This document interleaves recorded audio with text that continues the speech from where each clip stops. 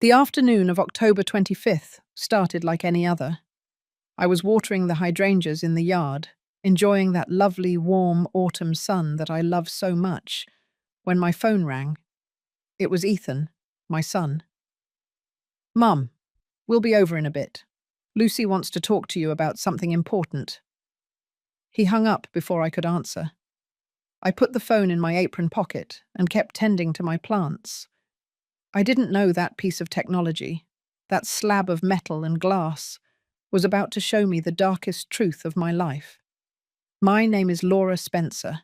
I'm 59 years old, and what I'm about to tell you tore my soul in two. I kept watering the hydrangeas, thinking about what was so important that Lucy wanted to discuss. They had been married for 5 years. Maybe they wanted to give me the news of a pregnancy. Maybe they needed financial help. Maybe they wanted to ask me to move in with them. I smiled to myself, imagining the possibilities. It was then that I heard her voice, Lucy's voice, coming from my pocket. I froze, the hose in my hand, water pouring over the plants. "She won't feel a thing," Lucy said. I didn't understand. I slowly took out the phone. The screen was on, an active call. Ethan's name was glowing on the display. I brought the device to my ear, confused. Had my son not hung up properly? Was the call open this entire time? "Are you sure?" It was the voice of my son, my Ethan. My heart began to pound harder. "Completely," Lucy replied. "It's just mixing it into her tea. She'll be out in 20 minutes, 30 max." The water from the hose was spilling onto my shoes. I couldn't move. "What if she wakes up?" Ethan asked. "She won't wake up, honey, trust me. My aunt used the same thing on her mother-in-law. It worked perfectly." I felt my legs give out. I leaned against the patio wall, the phone pressed against my ear, my heart racing. "And then what?" My son's voice sounded nervous. "Then we call the ambulance." Lucy spoke with a calmness that chilled my blood. "We'll say she felt ill, that she had a heart attack. At her age, with her blood pressure issues, no one will doubt it." "I don't know, Lucy. She's my mum." "Oh, Ethan, we've talked about this 1,000 times. Do you want to stay broke your entire life?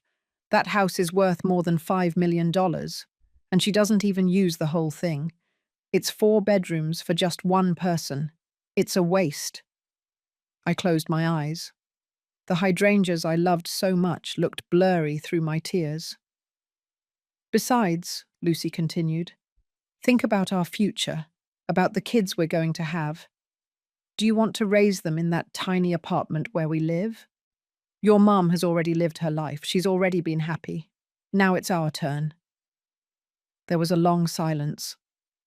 I prayed silently. I prayed my son would say no, that he would say this was crazy, that he would defend me. "What if we just ask her for the house?" Ethan finally said. "Maybe she'll give it to us, or sell it cheap." "Are you crazy? Your mum loves that house. She lived there with your dad. She raised you there. She's never going to give it to us. And even if she sold it to us, she'd spend the money on trips or on silly things. We'll never get ahead that way." "But kill her, Lucy." "Don't say that word," she interrupted him harshly. "No one is going to kill anyone. We're just going to help her rest. Look at her, Ethan. She's tired, old, alone. What kind of life does she have? She spends her time watering plants and watching TV. We're doing her a favor." I couldn't breathe. Every word was a knife. "This afternoon, when we go to see her, you distract her," Lucy continued. "I'll prepare the tea just the way she likes it. Sweet, with cinnamon. We'll put in the powder. We'll say goodbye. In an hour, she'll be asleep. Forever. Without pain. Without suffering. And if something goes wrong, nothing is going to go wrong, honey. Trust me." The call ended. I stood there in my yard, surrounded by the plants I tended every afternoon, in the house where I had been happy with my husband, where I raised my son, where I thought I would live until my last day. And I understood. They were coming, any minute, with a smile, with sweet pastries, with loving words, and with poison. I looked at the clock, 4:30 in the afternoon. I didn't know how much time had passed since Ethan hung up the phone incorrectly. 10 minutes? 20? How much time did I have left? I ran inside the house, locking the door. My hands were trembling so much I could barely hold the phone. Who could I call? The police? And tell them what? That my son and my daughter-in-law planned to kill me but hadn't done it yet. Would anyone believe me? Ethan was a respected architect. Lucy, a kindergarten teacher. I was just a 59-year-old widow with blood pressure issues. I sat down on the living room couch, the same couch where my husband died 8 years ago, and for the first time in a long time, I felt completely alone. The phone vibrated in my hand, a message from Ethan. "Mum, we're on our way. We'll be there in half an hour. Get the coffee ready." A heart emoji. My son sent me a heart, the same son who was going to poison me in half an hour. Half an hour. 30 minutes to decide if I wanted to live or die. I got up from the couch and walked through the house like a sleepwalker. Every corner spoke to me. Every object reminded me of who I had been before that cursed call. The living room where Robert, my husband, taught me to dance the swing one summer night. The kitchen where I prepared Ethan's breakfast every morning for 18 years. The dining room where we celebrated his birthdays, his graduations, his wedding. I stopped in front of the photograph hanging on the hallway wall. Ethan and Lucy on their wedding day.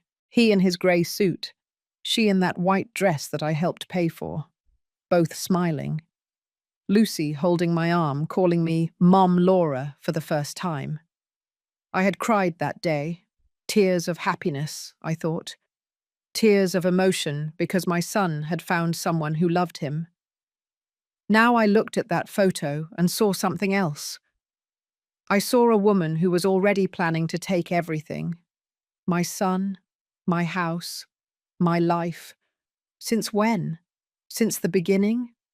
Or was it something that was born later, with time, with ambition? I remembered the day I met them. Ethan came for lunch one Sunday, beaming. "Mum, I want you to meet someone very special." Lucy walked in behind him, shy, with a bouquet of daisies in her hands. "Mrs. Spencer, it's a pleasure. Ethan has told me so much about you." She was polite, pretty, with that soft voice that reminded me of teachers from long ago. She worked at a preschool downtown. She came from a humble family from Queens. Her father was a taxi driver, her mother a seamstress. I welcomed her warmly. I made fried chicken, mashed potatoes, and green beans. I served them on the good china, the porcelain set I only took out on special occasions. Lucy ate delicately, thanked me for every bite, and offered to wash the dishes. "No, honey, you're the guest," I told her. "Sit down. Let's talk." And we talked and talked. She told me about her difficult childhood, about how she had gone to college with scholarships and sacrifices, about how she dreamed of having her own family someday. "I never had anything," she told me with tears in her eyes, "but Ethan makes me feel like I deserve everything."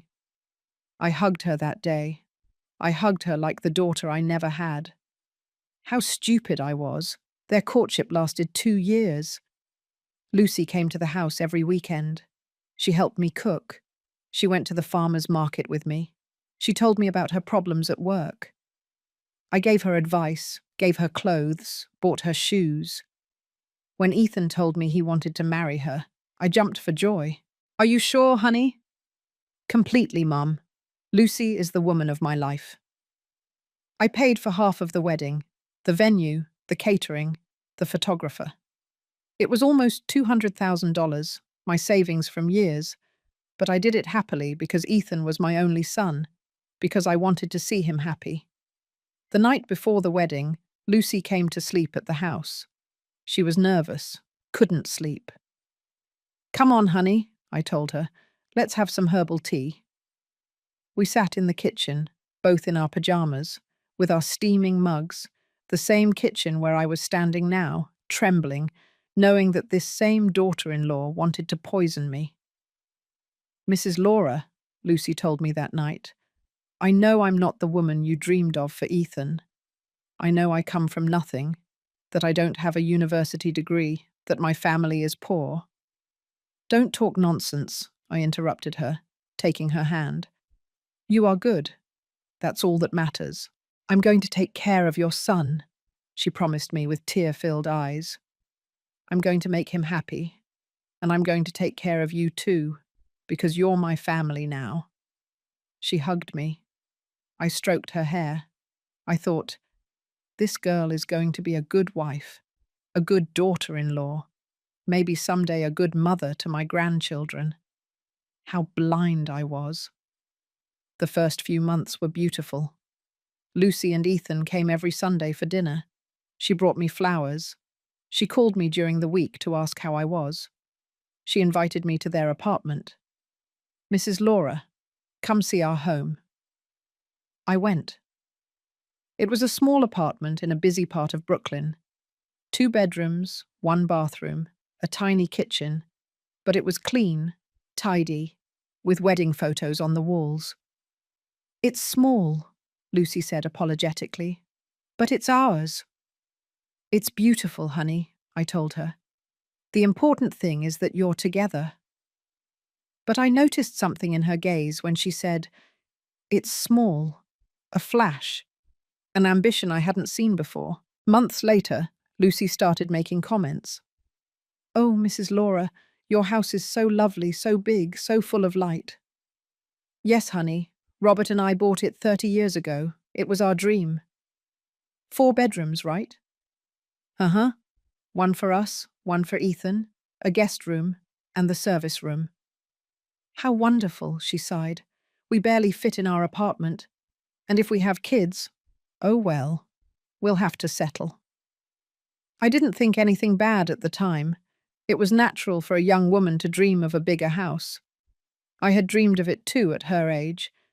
But the comments continued. Every visit, every meal. "This kitchen is a dream, Mrs. Laura. I could cook marvels here. This garden is gorgeous. Too bad you can't bend down much anymore to take care of it properly. This house is worth a fortune, isn't it? With the neighborhood being so in demand." Ethan sometimes got annoyed. "Lucy, stop. Don't say those things." "What? I'm just chatting with your mum." And I defended Lucy. "Leave her alone, honey. She's not saying anything bad." But now, standing in my living room, the phone still in my hand, I remembered every comment, every question, every look Lucy gave my house. She wasn't just chatting, she was taking inventory, calculating how much it was worth, how much she could gain, how much I was in the way. I looked at the clock. 20 minutes. They must already be leaving their place, getting into the car, talking about me. Maybe Lucy had the poison in her purse. Maybe Ethan was driving in silence, convincing himself that this was the right thing to do. "We're doing her a favor," Lucy had said. I sat down again. I picked up my wedding photo with Robert. We were so young. He was 28, I was 23. We got married with nothing. We lived the first few years in a rented room. We ate beans and tortillas, but we were happy. Robert worked 12 hours a day at a hardware store. I sewed clothes at home to earn extra. We saved every dollar. We dreamed of having our own house someday. When Ethan was born, we were renting a 2-bedroom apartment in a working-class neighborhood. Robert took 2 jobs. I stopped sewing to take care of the baby. We were tired, but every night before sleeping, Robert would hug me and say, "Someday we're going to have our house, Laura. I promise you." And he kept his promise. He worked 20 years without rest. I did too. When Ethan started elementary school, I went back to sewing. Then I put up a tamale stand in the mornings.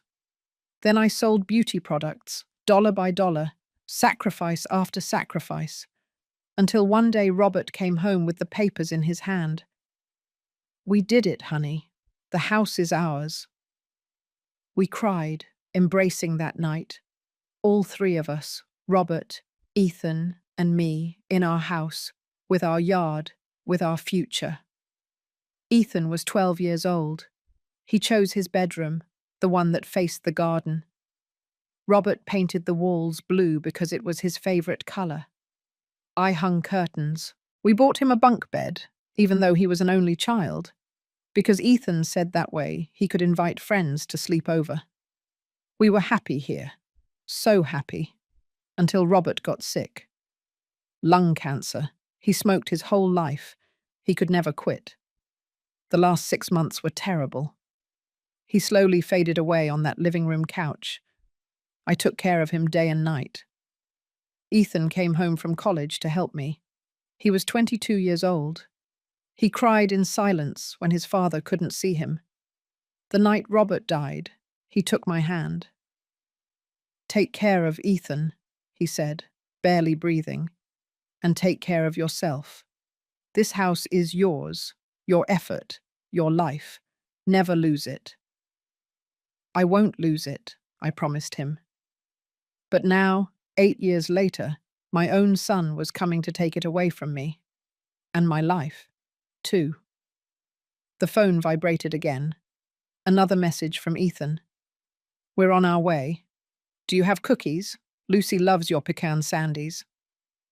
Pecan sandies, the same ones I baked every time they visited, the same ones Lucy devoured, saying no one cooked like me. Lies. All lies. I got up.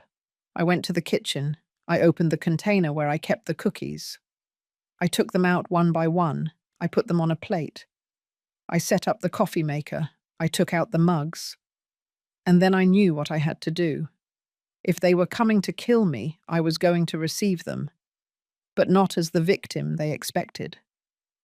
My hands trembled as I put the cookies on the plate. Every movement was automatic, as if my body knew what to do, even though my mind was shattered. When did everything really start to change? I tried to remember, to find the exact moment when my son stopped being my son. It was a year ago. I'm sure of it. Lucy and Ethan were celebrating their 4th wedding anniversary.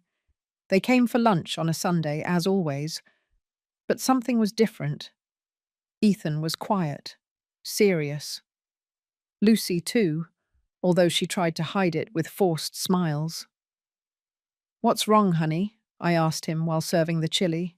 "You look worried." "Nothing, Mum. Work stuff." "Are you sure? You know you can tell me." Lucy quickly intervened. "Oh, Mrs. Laura, it's nothing serious. It's just that they're laying off people at the firm. Ethan is a little stressed." "Are you going to be fired?" I was alarmed. "No, Mum. I'm fine. Really." But he wasn't fine. I knew him. He was my son. There was something he wasn't telling me. We finished eating in an uncomfortable silence. Lucy helped clear the table. Ethan stayed seated, frowning at his phone. When Lucy went to the bathroom, I sat next to him. "Ethan, look at me." He looked up. I saw weariness in his eyes, and something else, something I hadn't seen before. "What's really going on?" He sighed deeply. "Mum, do you know how much this house is worth?" The question caught me by surprise. "Well, we bought it for $300,000 30 years ago. I suppose it's worth more now. Why?" "It's worth a lot more, Mum. This area became very desirable. This house could be worth between $5 and $6 million." I remained silent. I didn't know what to say. "And that worries you?" I finally asked. "It's not that it worries me. It's just He stopped. He looked towards the bathroom, where Lucy still was. It's just that Lucy and I have been thinking about our future. We want to have kids, but the apartment we live in is really small, and with my salary, we can't afford to buy anything better. Do you want me to lend you money? No, Mum. It's not that. Then Lucy returned at that moment, as if she had been listening behind the door. Mrs. Laura, what is happening's that we were thinking. She sat down next to Ethan, taking his hand. This house is too big for you alone. 4 bedrooms, a garden that you can no longer take good care of. The stairs are difficult for you because of your knees. I'm fine, honey. I manage. Yes, but… Lucy exchanged a look with Ethan. How would you feel if we moved in with you? That way we take care of you. We keep you company, and you wouldn't be so lonely anymore. My heart skipped a beat. Live here, all 3 of us. It would be perfect, Mum, Ethan said, cheering up. We would pay all the expenses, the property tax, the electricity, the water. You wouldn't have to worry about anything anymore. And when we have babies, you could help us take care of them. It sounded logical, reasonable, even affectionate, but something inside me revolted. Honey, this is my house, my space. I need my privacy. Lucy's smile froze for a second. Just 1 second. But I saw it. Oh, Mrs. Laura, I don't mean to bother you. I just thought you would like the company. But if you don't want to, well, too bad. It's not that I don't want to. It's just… I searched for the right words. You are young. You need your own space. I'm used to living alone, to my routines. I don't want to be a burden. You would never be a burden, Mom, Ethan said, but his voice sounded different, cold. What if I help you with the down payment on a house instead? I offered. I have some savings. Not much, but something. You could buy something near here. I would see you often. Lucy let go of Ethan's hand. No, Mrs. Spencer. Thank you, but no. We'll manage. She stood up and started picking up her purse. Ethan also stood up. Are you leaving already? I asked, confused. But it's only 5 o'clock. Yes, Mum. Lucy has to prepare things for school tomorrow. But you always stay for dinner. We can't today, Lucy said without looking at me. Thanks for the meal. They left just like that. Ethan gave me a quick kiss on the forehead. Lucy didn't even say goodbye. That was the first fracture, although I didn't know it at the time. The following weeks were strange. Ethan didn't call as much as before. His messages were brief. I'm busy, Mum. Talk later. All good. When they finally came again, a month later, they were not the same. Lucy barely spoke to me. She answered in monosyllables. Ethan was tense, looking at his phone the whole time.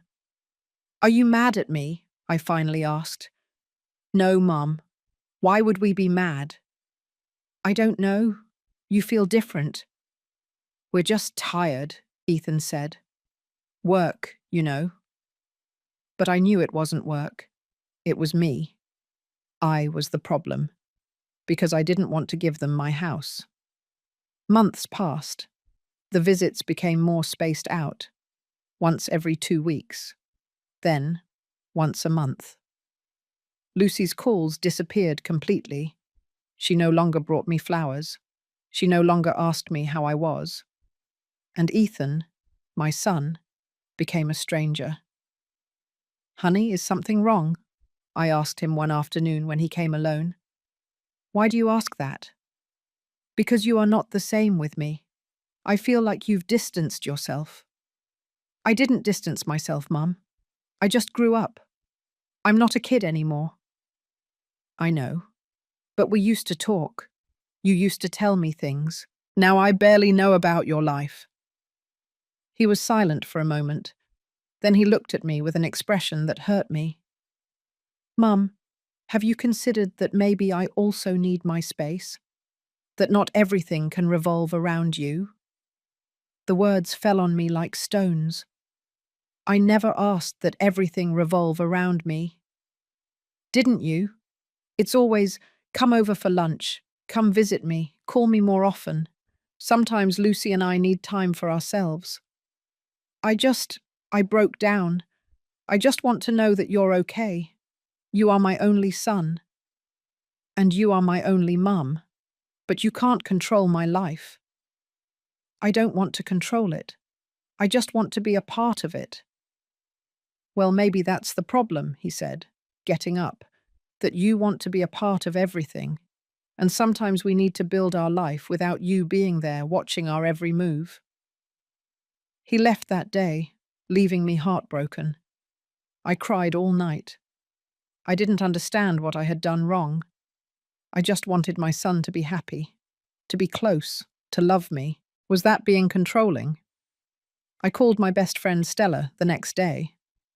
Oh, Laura, that's how sons are when they get married, she told me. The wife becomes the first priority. We come in second place. That's life. But I don't want to be in second place. I'm his mother. And he's your son. But he's not your little boy anymore. He has his own family now. Lucy is pulling him away from me. Or you don't want to let go. Those words hurt me, but they made me think. Could it be true? Was I clinging too tightly? I decided to give them space. I stopped calling so much. I stopped inviting them over every Sunday. I waited for them to initiate contact. A month passed, then two. Nothing. Ethan only sent me short texts on my birthday. Christmas, Mother's Day. Happy birthday, Mum. We love you so much. But they didn't come. They didn't call. They weren't there. Until 3 months ago. Lucy called me suddenly with that sweet voice I remembered. Mrs. Laura, how are you? I miss you so much. Really? I couldn't hide my surprise. Yes, I've been thinking about you. I know Ethan and I distanced ourselves. It was my fault. I was upset because you didn't want us to live together. But I'm over it now. I understand that you need your space. Thank you, honey. I miss you too.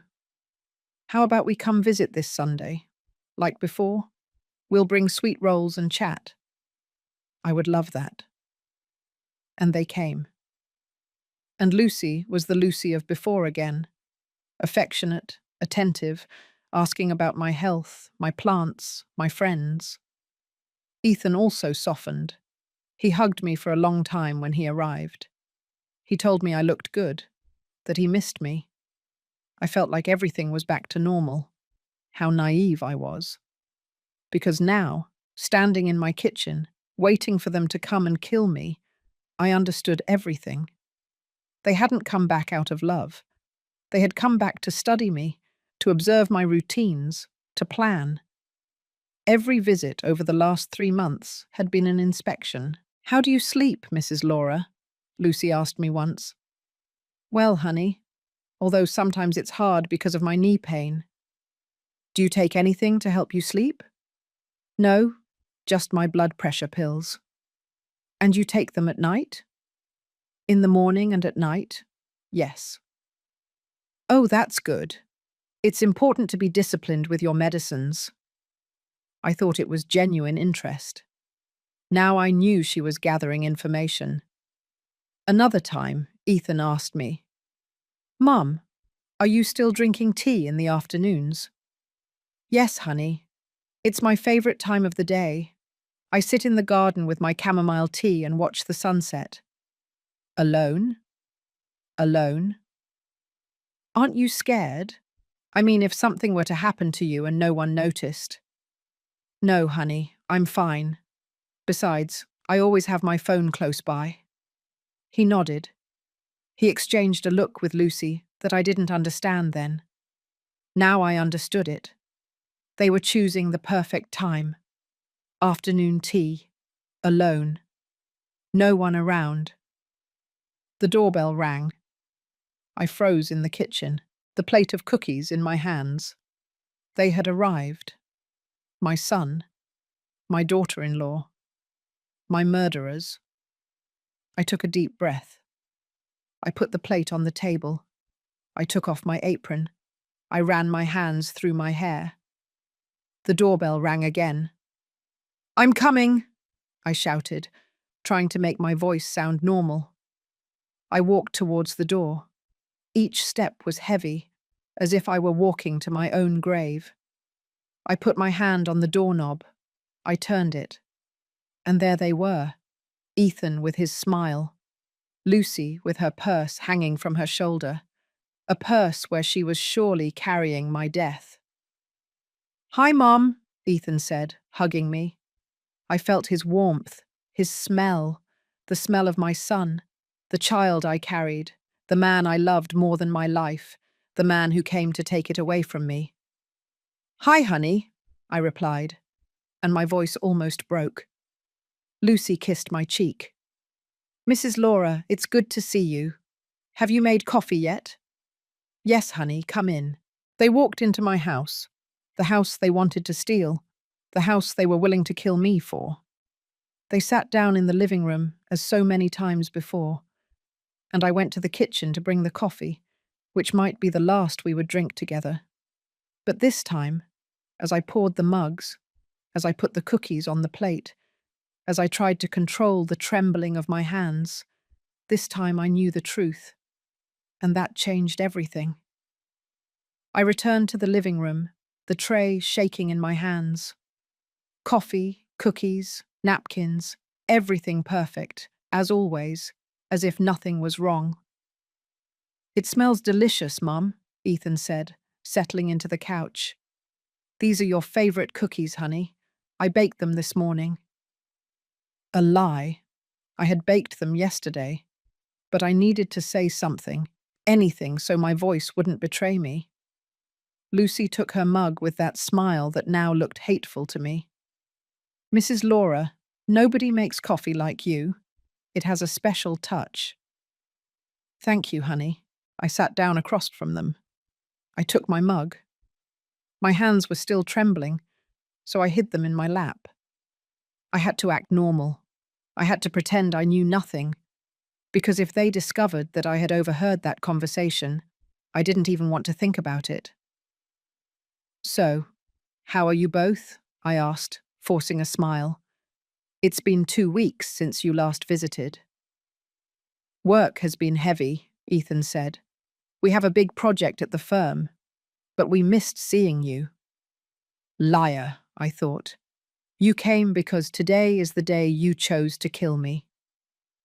"I missed you too," I said out loud. Lucy bit into a cookie. "Oh, Mrs. Spencer, these cookies are wonderful. Will you give me the recipe someday?" "Of course, honey. Whenever you want. Whenever you want." As if there was a future. As if I would be alive tomorrow to give her that recipe. "And how have you been?" Lucy asked, with that falsely concerned voice. "How are your knees doing?" "I'm getting by, honey. In pain, but hanging in there." "Are you still taking your pills?" There it was. The question, disguised as affection. "Yes, every morning and every night." "That's good. It's important to take care of yourself at your age." At my age, 59 years old. I wasn't that old. But for them, I was already a nuisance who had lived too long. Ethan looked at his phone. Lucy drank her coffee slowly, observing the living room with those calculating eyes. "This house looks more beautiful every time we come," she said. "Did you do anything new to it?" "No, honey. Everything is the same." "Well, it looks different. Like more luminous. Like more valuable," she meant. "Like more mine when you're gone." The silence grew heavy. I didn't know what to say.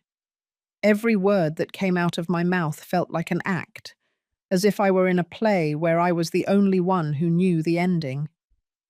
I looked at my son. I really looked at him. He was 31 years old. He was handsome, like his father, tall, light eyes, with that strong jaw that made women look at him. He wore a beard now, neatly trimmed. He dressed well. Dress shirt, dark jeans, expensive shoes. That was my son, the baby who was born weighing just 5 pounds. The boy who cried at night and only calmed down when I held him. The teenager who hugged me after every football game, even if they lost. The man who was now planning to poison me. How had it come to this? At what point did I lose my son? "Mum, are you okay?" Ethan's voice snapped me out of my thoughts. "Yes, honey. Why?" "You were staring into space. You looked tired." "I just slept poorly last night." "Do you want me to make you some tea?" Lucy offered, getting up. "A warm cup of tea will relax you." My heart stopped. The tea. "No, no, honey, sit down. I already had coffee. If I drink tea, I'll get jittery."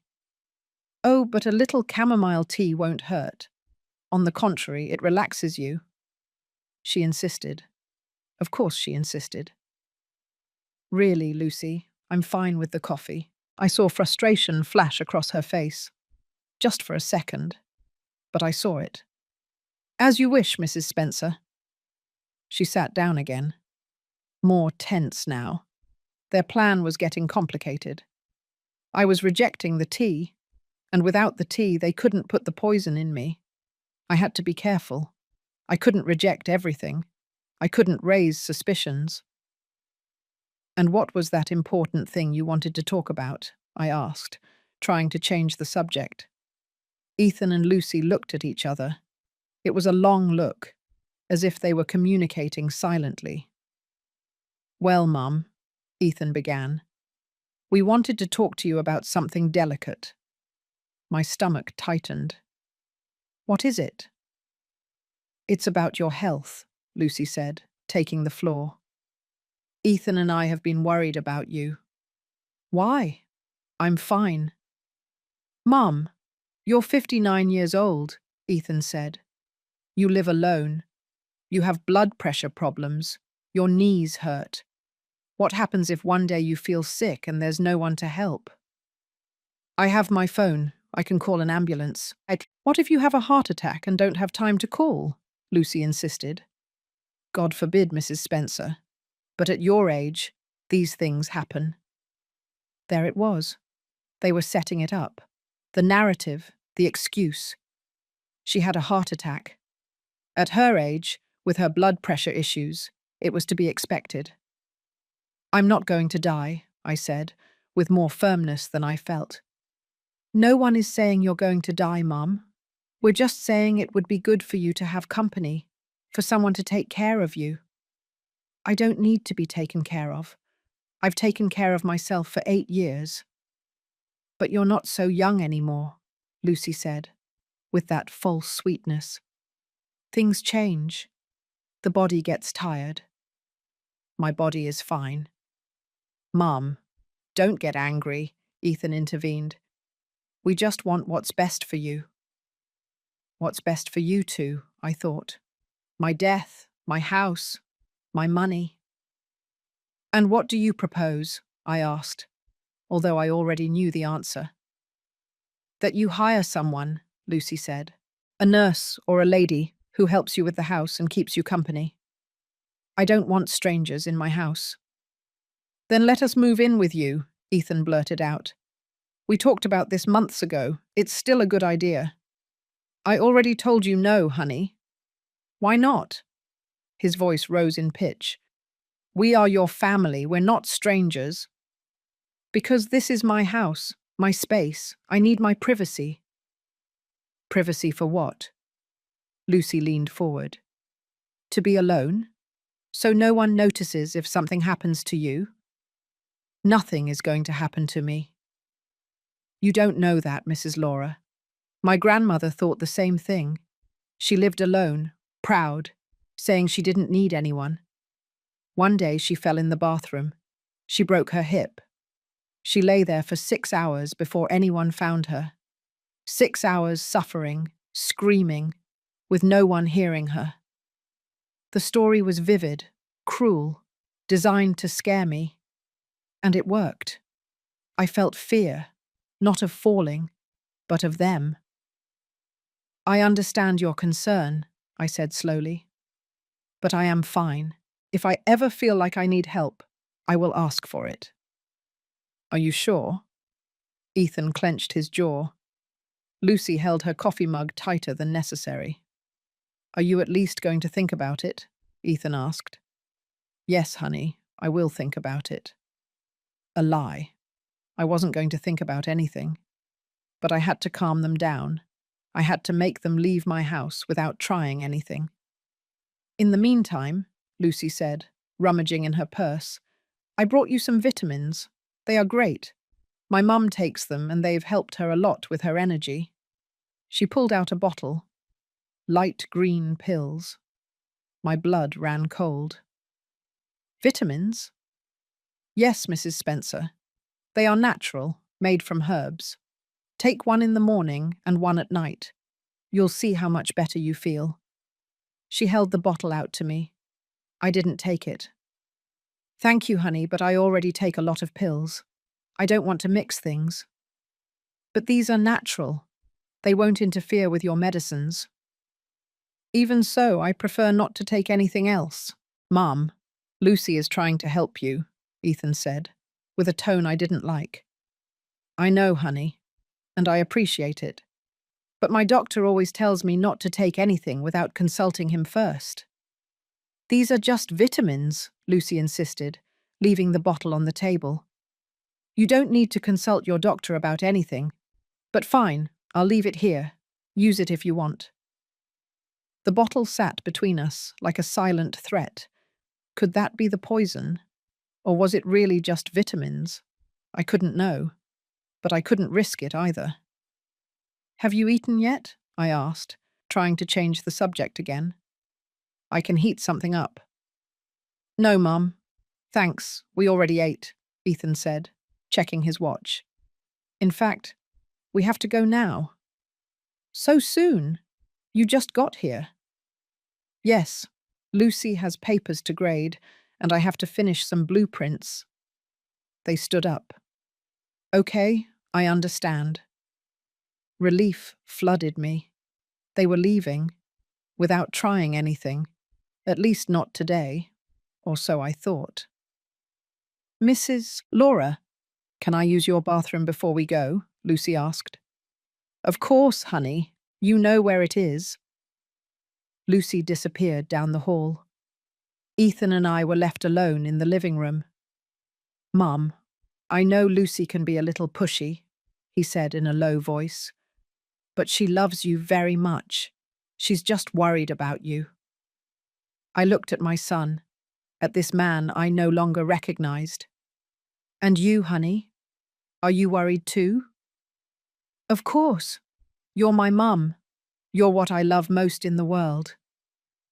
The words sounded nice, but there was something false about them, like when an actor repeats a script he doesn't feel.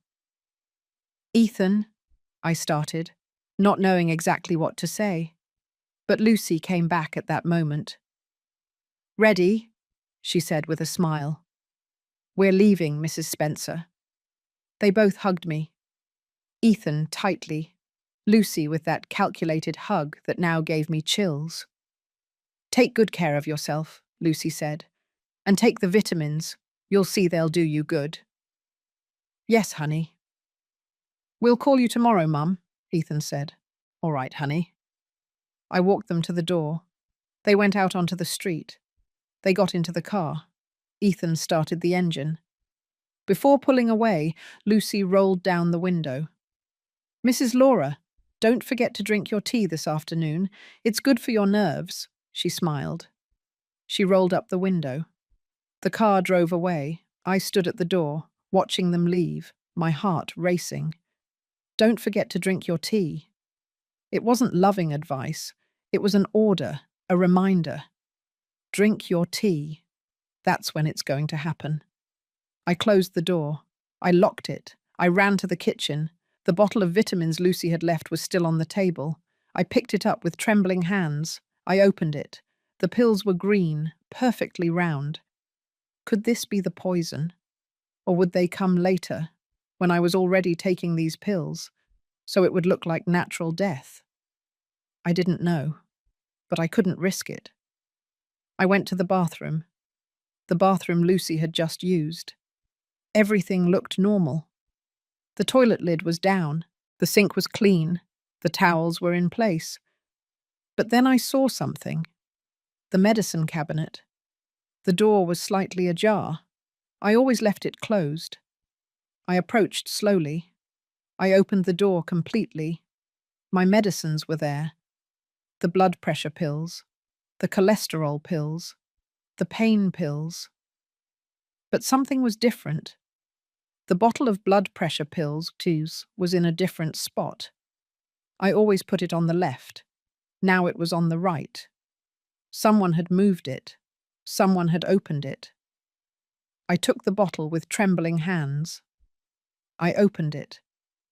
I counted the pills. There should be 28. I had checked yesterday. 28 pills for 28 days. Now there were 30. 2 extra pills. Pills that I hadn't put there. Pills that looked exactly like mine. But they weren't mine. Lucy had been in my bathroom. She had opened my medicine cabinet. She had mixed poisoned pills with my real pills. And now, if I took my medicine like every night, without checking them, without counting them, one of those 2 fake pills would enter my body, and I would die, painlessly, without suspicion. Just a 59-year-old woman with blood pressure problems who took her medicine and didn't wake up.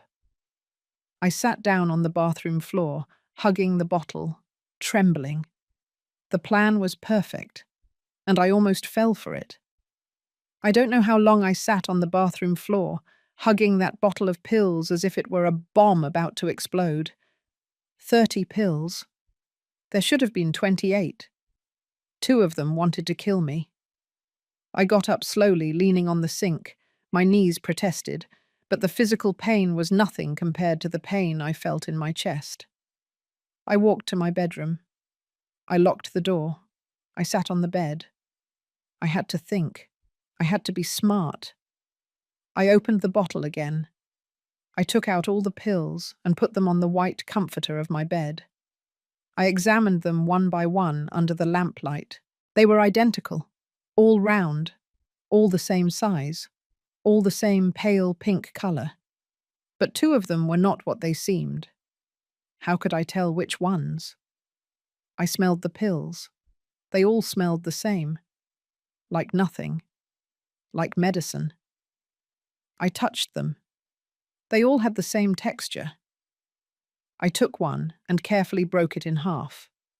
Inside it was white, pulverized, normal.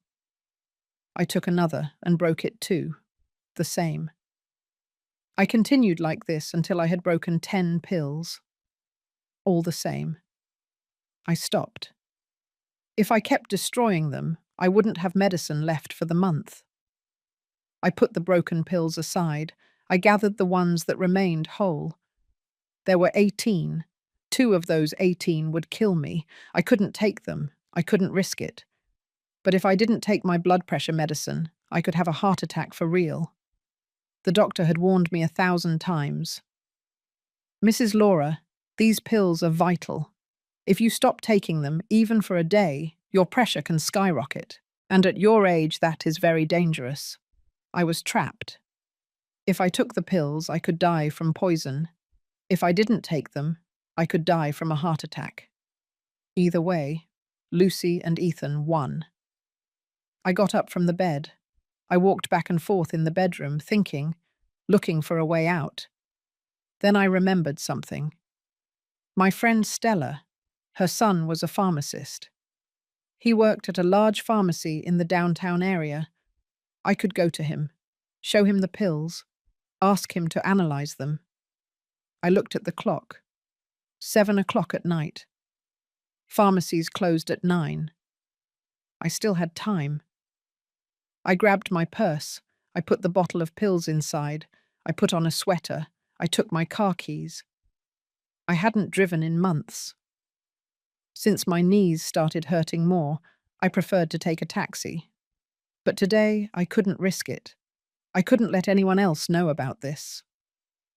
I went down the stairs slowly. I left the house. Robert's car was still in the garage, an old but reliable Toyota. I started it. The engine coughed a bit, but it started.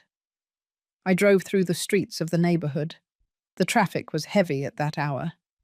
It took me almost 40 minutes to get to the pharmacy. I parked badly on the sidewalk. I didn't care. I went in almost running. A young man greeted me from behind the counter. "Good evening, ma'am. How can I help you?" "I need to speak to the pharmacist." "That's me, ma'am. How can I help?" "No. I need to speak to Rodrigo, Stella Medina's son." "Ah, yes. Rodrigo. I'll call him now." He disappeared behind a curtain. I waited, gripping my purse against my chest, looking out at the street just in case I saw Ethan's car. I was paranoid. I knew it, but I couldn't help it. Rodrigo came out after a few minutes. He was a man about 35, tall, with glasses and a kind smile. "Mrs. Laura, what brings you here? My mom didn't tell me you were coming." "Your mom doesn't know. Rodrigo, I need your help. It's urgent." He noticed the fear in my voice. "Of course. Come into the office." He led me to a small room behind the pharmacy. He closed the door. He offered me a chair. "Tell me what's wrong." I took out the bottle of pills. I gave it to him with trembling hands. "These are my blood pressure pills. My doctor prescribed them to me. But I think someone switched them, that they put other poisoned pills in with the good ones." Rodrigo looked at me confused. "Poisoned? Why do you think that?" "Because I counted my pills yesterday. There were 28. Today there are 30. And I didn't buy any more. Someone put 2 extra pills in." He opened the bottle. He took out some pills. He examined them under a magnifying glass. "Who had access to your medicines?" I couldn't tell him the truth. Not yet. I don't know. Maybe someone broke into my house when I wasn't here. A lie, but necessary.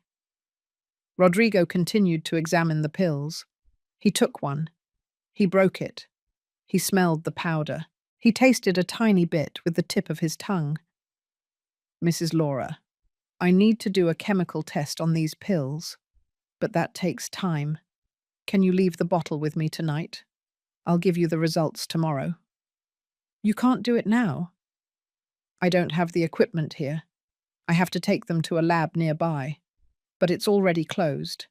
It opens tomorrow at 8 in the morning." I felt panic rise in my throat. "Rodrigo, please. I need to know now. Is there nothing you can do?" He saw the desperation in my eyes. "Let me do a quick test. It's not 100% accurate, but it can give me an idea." He left the room. He came back with some small bottles of colored liquids. He took a pill. He dissolved it in water. He added a few drops of one of the liquids. The water turned yellow. He added drops of another liquid. The water turned green. "This is normal," he said. "It's the chemical reaction of your medicine." He took another pill. He repeated the process. Yellow, green. Another pill. Yellow, green. He did this with 5 pills. But with the 6th one, the water turned yellow. Then, when he added the second liquid, instead of turning green, it turned brown, dark brown, like mud. Rodrigo stayed still.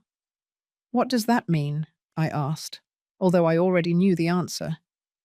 "It means this pill has something else in it, something that shouldn't be there." Poison? I can't say for sure without a full analysis, but yes, it could be something toxic. The room started spinning. I grabbed onto the table. Mrs. Laura, are you okay? No, I'm not okay. Someone is trying to kill me, Rodrigo. Who? Do you have any idea who would do something like that? The words caught in my throat. How could I tell him? How could I explain that my own son wanted me dead? I'm not sure, I lied. That's why I need your help. I need to know exactly what's in these pills. And I need you not to tell anyone, not even your mum. Mum, if someone is trying to harm you, you should go to the police. I can't. Not until I'm sure. Please, Rodrigo, do me this favor. Analyze the pills. Tell me what they have. And keep it a secret. He looked at me for a long time. Then he nodded. All right, but on one condition. If I confirm there is poison in these pills, you go to the police. Deal?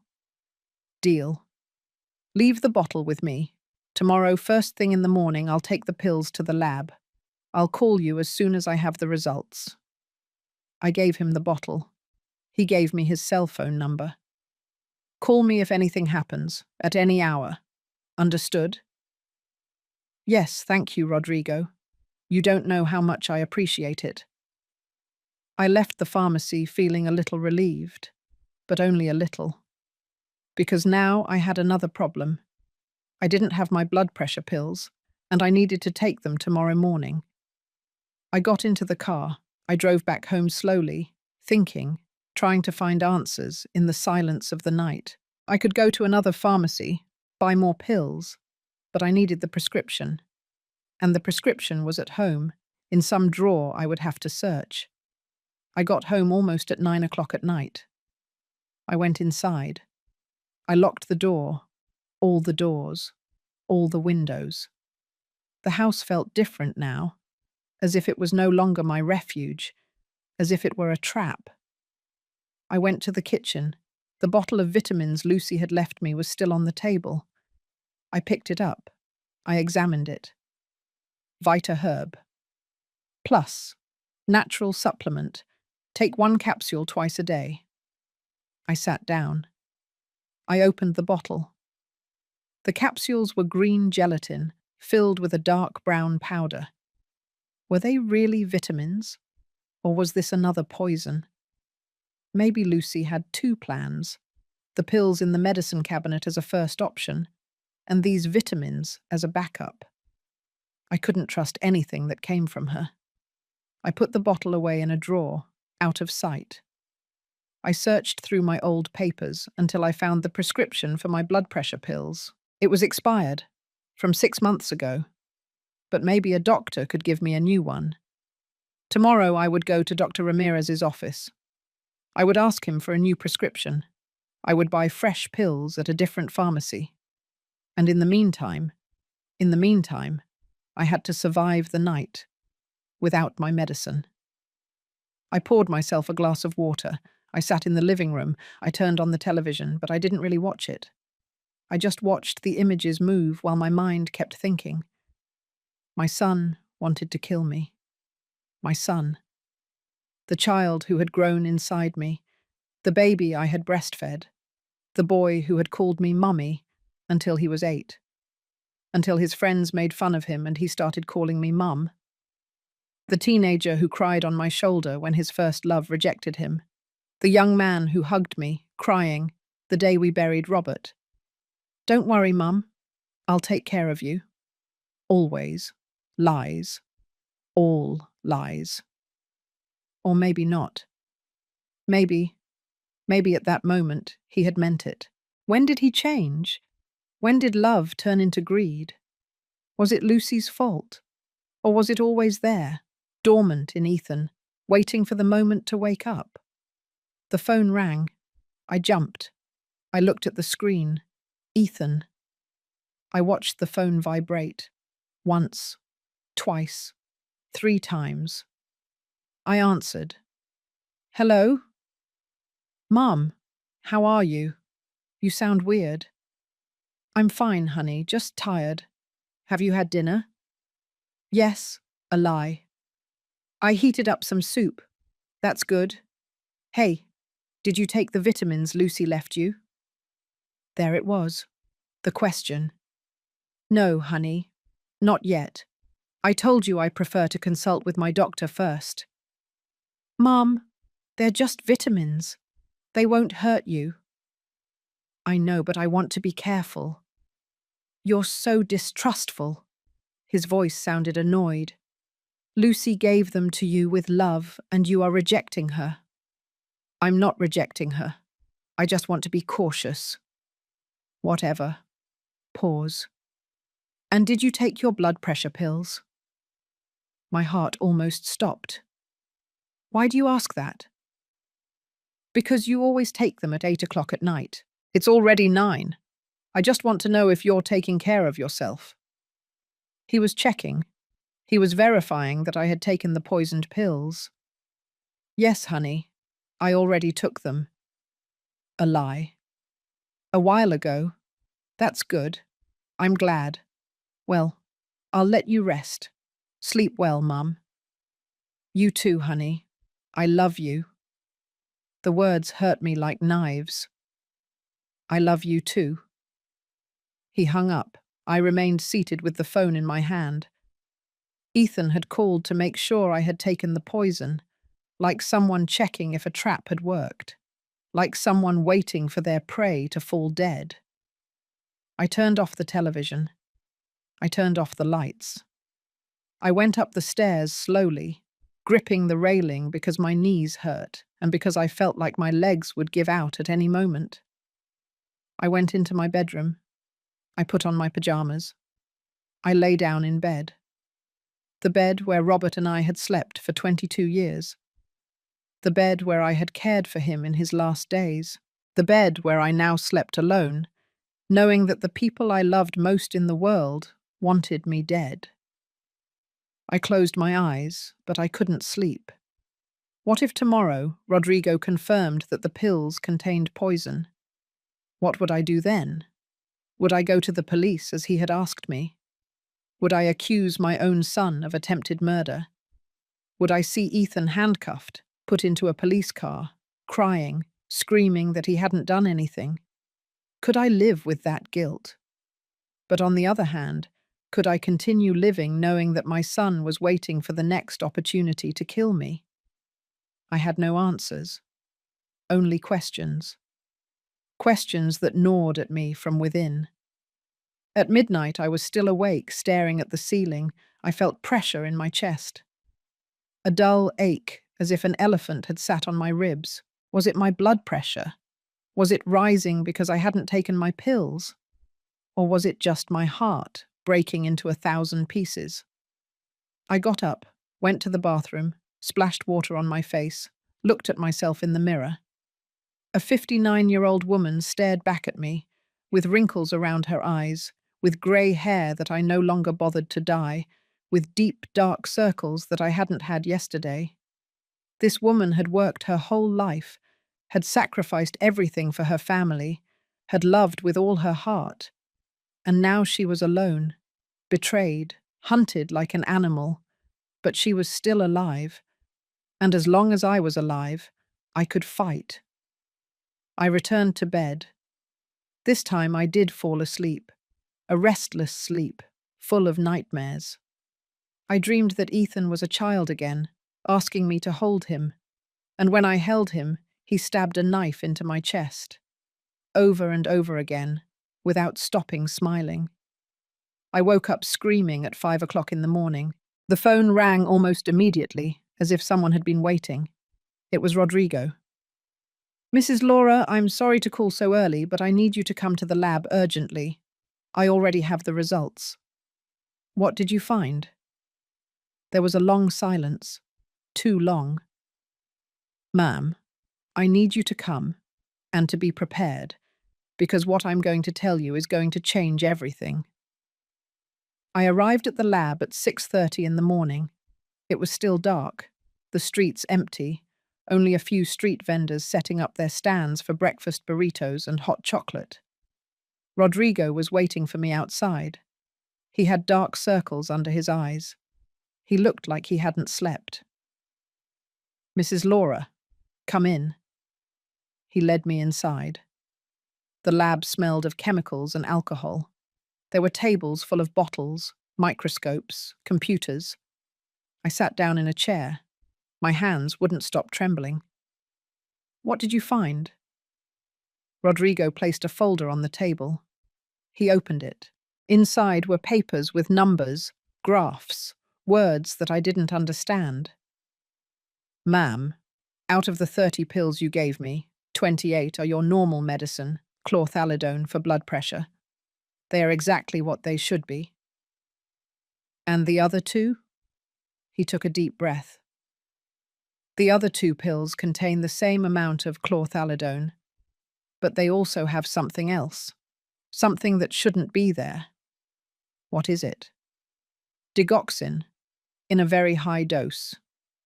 "I don't understand. What is that?" "It's a medication that is also used for the heart, but in controlled doses. The amount I found in each of those 2 pills is mortal." The word fell like a stone. Mortal. Would they have killed me? Yes. If you had taken one of those pills, your heart would have slowed down dangerously. First, you would feel nausea, dizziness, then confusion. Your heart would start beating irregularly, and then it would stop. How long would it have taken? Between 30 minutes and 2 hours, depending on your metabolism. I closed my eyes. I imagined the scene. Me taking my pill at night, feeling sick, calling Ethan, him arriving with Lucy, both acting worried while I died on the couch, calling the ambulance when it was already too late. "It was her heart, doctor. You know. She had blood pressure problems. She took her pills religiously, but sometimes these things happen, and no one would have suspected anything." "Would a doctor notice?" I asked. "I mean, in the autopsy?" Rodrigo shook his head. "Not necessarily.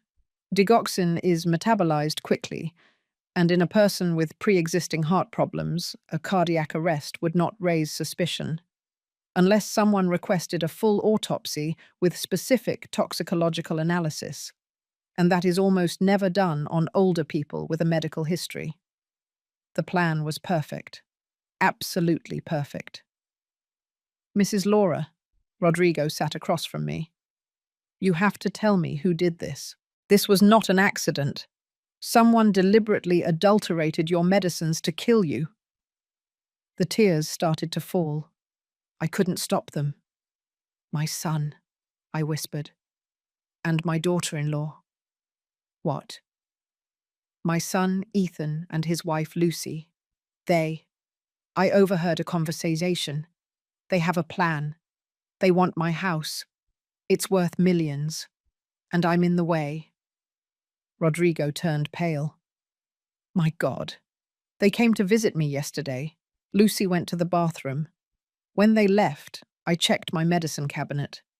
The pills were moved, and there were 2 extra ones. Those 2. Ma'am, this is attempted homicide. You have to go to the police, now. And report my own son. It's your life. They tried to kill you." I know, I wiped my tears. "But he's my son, Rodrigo. My only son. I carried him for 9 months. I raised him. I loved him. How can I send him to jail? He was willing to see you dead." The words cut through me like knives. He was right. Rodrigo was right. But my mother's heart didn't understand reason. "Give me time," I asked him. "Just a little time to think about what to do." "Time for what? For them to try again?" "No. I already know they are trying to kill me. I won't give them another chance. But I need to understand why. I need to talk to him. I need to look him in the eyes and ask him how we got to this." "It's very dangerous, Ma'am." "I know, but it's my decision." Rodrigo sighed. frustrated. At least promise me you will be careful, that you won't eat or drink anything they give you, that you won't be alone with them. I promise you. And take this. He gave me an envelope. These are copies of the analyses. Keep them in a safe place.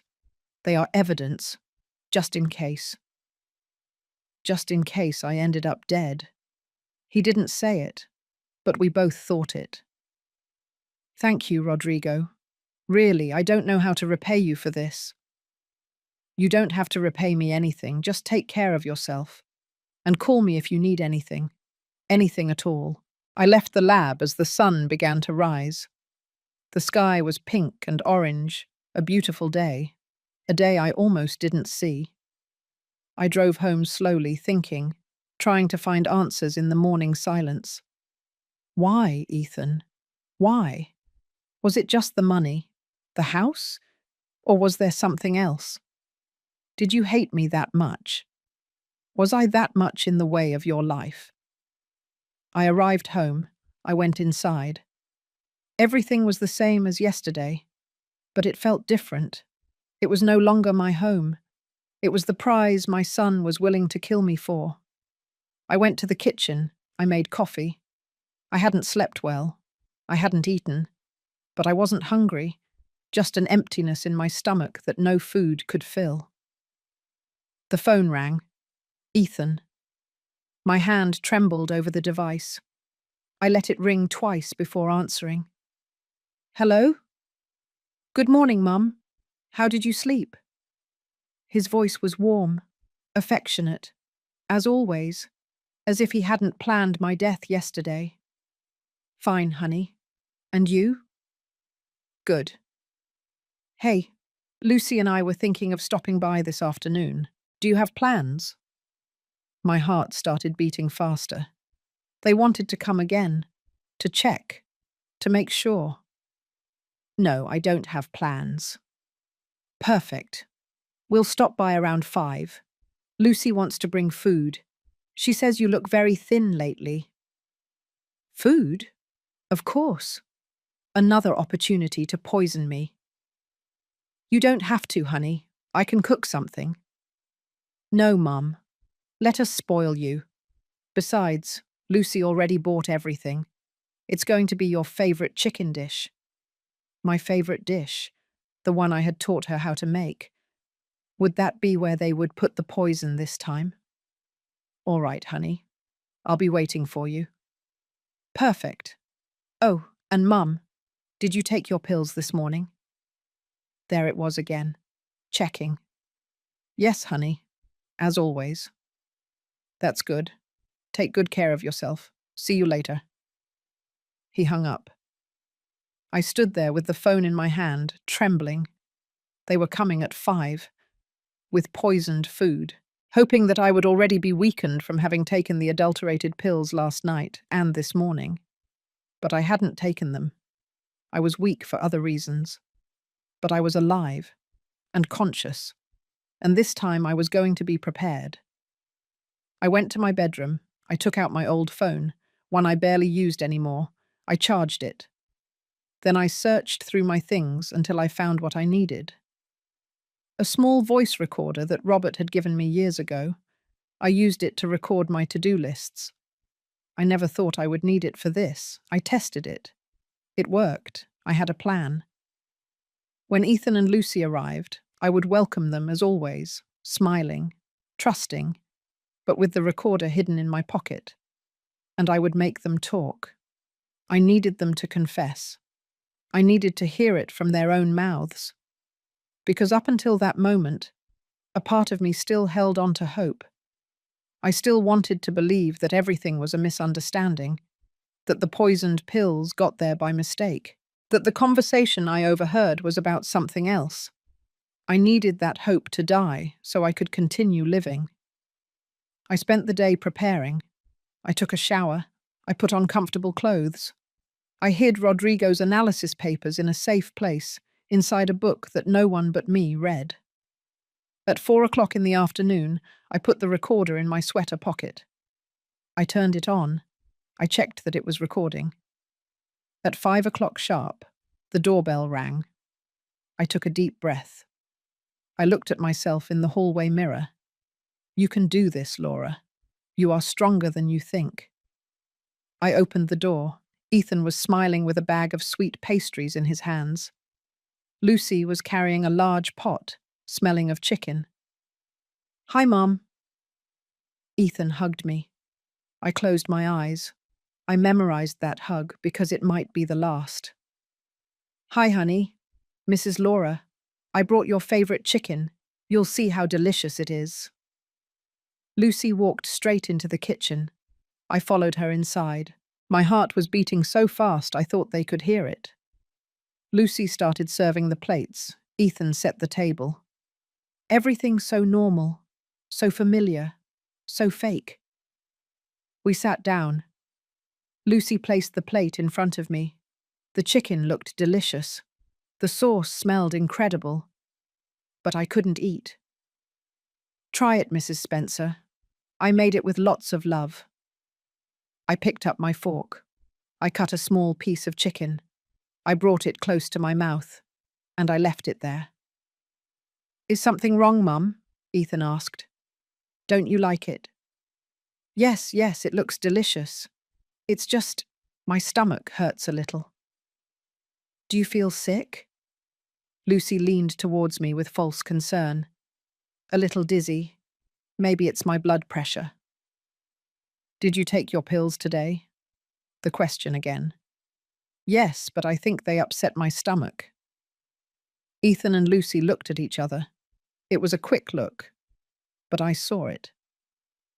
Maybe you need to lie down, Ethan suggested. Yes, maybe. But first, I want to talk to you about something. What is it, Mum? I took a deep breath. The recorder was still working in my pocket. About the house. The atmosphere changed. It became tense. What about the house? Lucy asked in a cautious voice. I've been thinking. You're right. This house is too big for me alone, and you need space. So I decided to do something. I saw how their eyes lit up, like wolves seeing their wounded prey. What did you decide? Ethan asked, leaning forward. I'm going to sell the house. Silence, a heavy, dangerous silence. Sell it? Lucy repeated, and her voice sounded different now. Hard. Yes, I'm going to sell it and go live in a retirement community. A nice one, where there are people my age, where they'll take care of me. That way you don't have to worry about me. And the money from the sale? Ethan asked, and for the first time I saw something ugly on his face. I'm going to donate the money to a children's hospital or a senior centre. I haven't decided yet. Lucy stood up abruptly. Her chair scraped against the floor. Are you crazy? Lucy, Ethan warned. No, this is ridiculous. Lucy pointed her finger at me. That house is worth millions. Millions. And you're going to give it away to strangers? It's not giving it away. It's donating it to people who need it. We need it, she screamed. We live in a crappy apartment. We don't have money to have kids. And you have the luxury of living here alone, in this huge house, not doing anything. Lucy, calm down, Ethan said, but his voice didn't sound very convincing. I won't calm down. Do you know what the problem is, Mrs. Laura? You are selfish, a selfish old woman who thinks of no one but yourself. I just want to do what's best. What's best? Not for your son, not for your family, only for yourself and your damn conscience. Lucy, that's enough, Ethan said, getting up. No, you know what? I'm tired of it. Lucy looked at me with pure hatred. I'm tired of coming here every week pretending to care. I'm tired of smiling and saying, "Oh, Mrs. Laura, what delicious food you cook." I've hated you since the first day. The words were like slaps. Lucy, control yourself, Ethan warned, looking at me. Why? What for?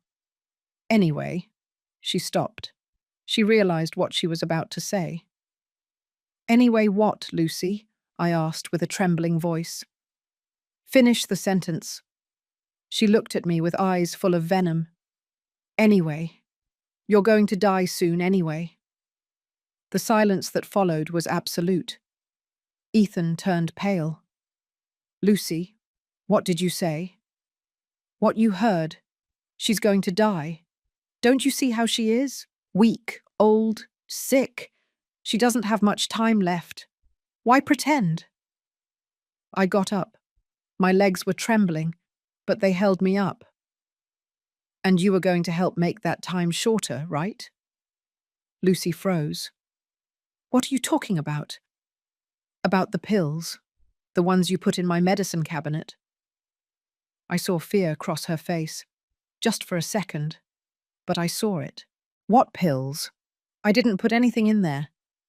2 pills, with digoxin, enough to stop my heart. Are you crazy? I'm not crazy. I had them analyzed. I have the results. The color drained from Lucy's face.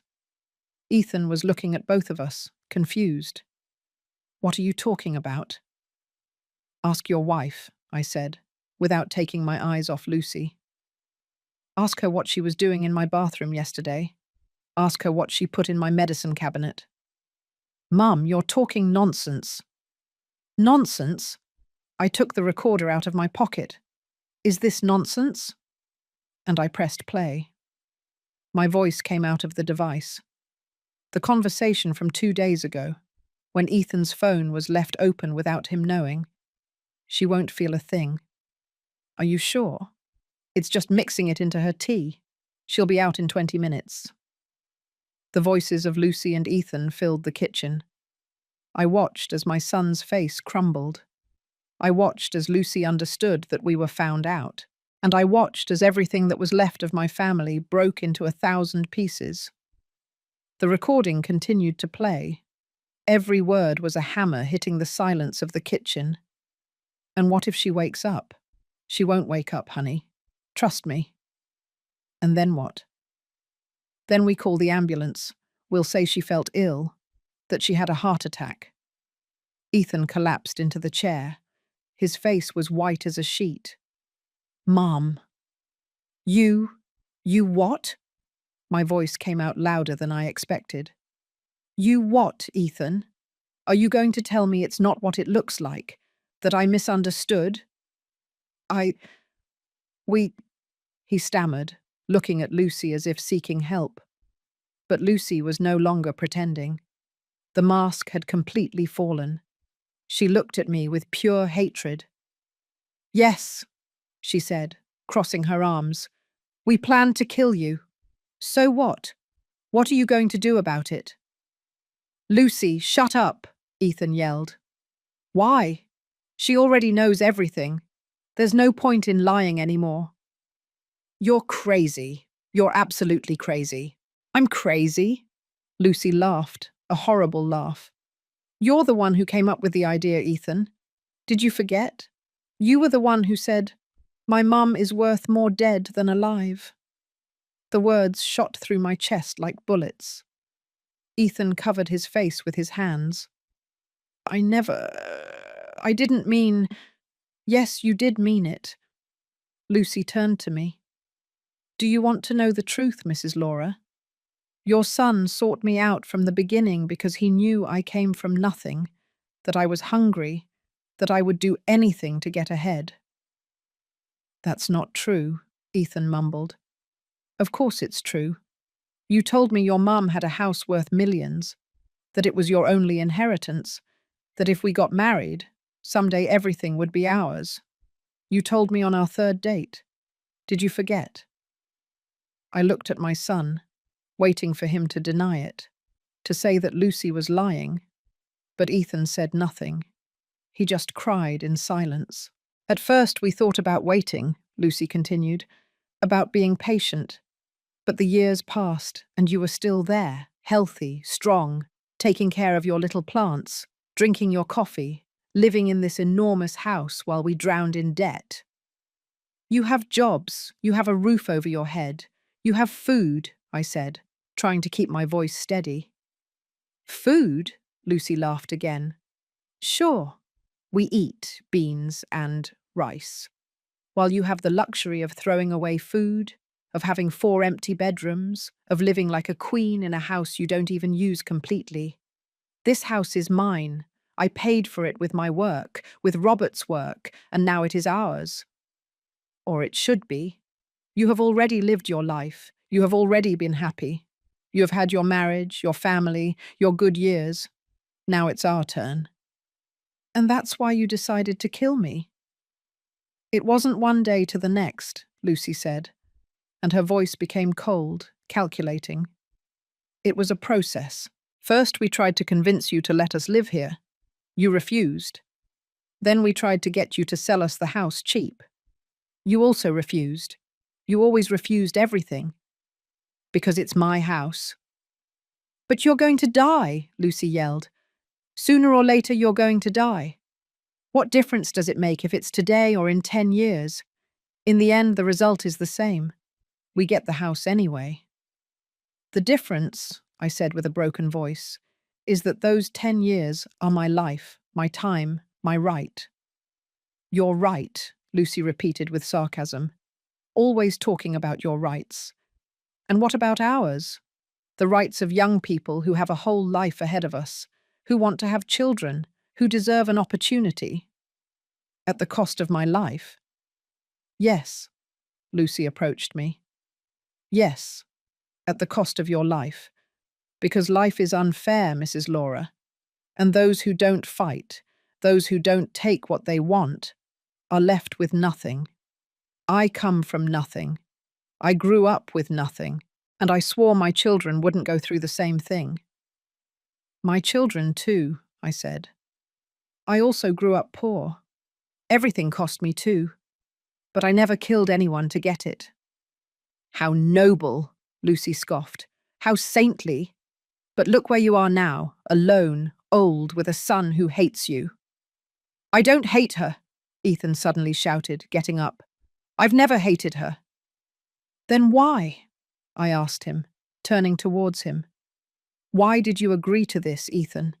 You, my son, the child I raised with so much love. Ethan looked at me with red, tear-filled eyes. Because I'm tired, Mum. Tired of being poor. Tired of having nothing. Tired of seeing my friends buying houses, having kids, living well, while I'm still stuck in a crappy apartment earning a pittance. But you studied. You're an architect. You have a good job. Good job? He laughed bitterly.